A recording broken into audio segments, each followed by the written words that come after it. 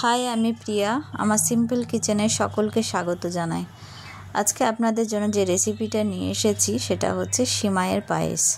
তার জন্য সিমাই নেবেন, কাজু, কিশমিশ, তেজপাতা, এলাচ, ঘি আর গুঁড়ো দুধ এবং পরিমাণ মতো চিনি ও দুধ। যতটা পরিমাণে সিমাই থাকবে ততটাই।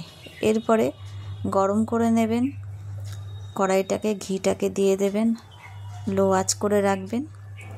এরপরে সিমাইটা দিয়ে দেবেন, ভালো করে নেড়ে চেড়ে নেবেন যাতে ঘিয়ের সাথে মিশে যায়।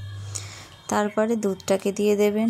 আমি এখানে 500, 250, 750 দুধ নিয়েছি। এরপরে তেজপাতা এবং চিনি সবটাই দিয়ে দিবেন। মিষ্টি আপনাদের পছন্দের মতন, যতটা মিষ্টি দরকার। গুঁড়ো দুধটা এরপরে গরম জলে গুলে দিয়ে দেবেন। নামানোর সময় কাজু কিশমিশ দেবেন। দেখুন কি সুন্দর ঘন হয়ে গেছে, দেখতেও সুন্দর হয়েছে, খেতেও খুবই সুন্দর। যদি ভালো লাগে অবশ্যই সাবস্ক্রাইব করবেন আমার চ্যানেলকে। আর অন্য কিছু দেখতে হলে আপনারা অবশ্যই জানাবেন ভিডিওতে কি দেখবেন।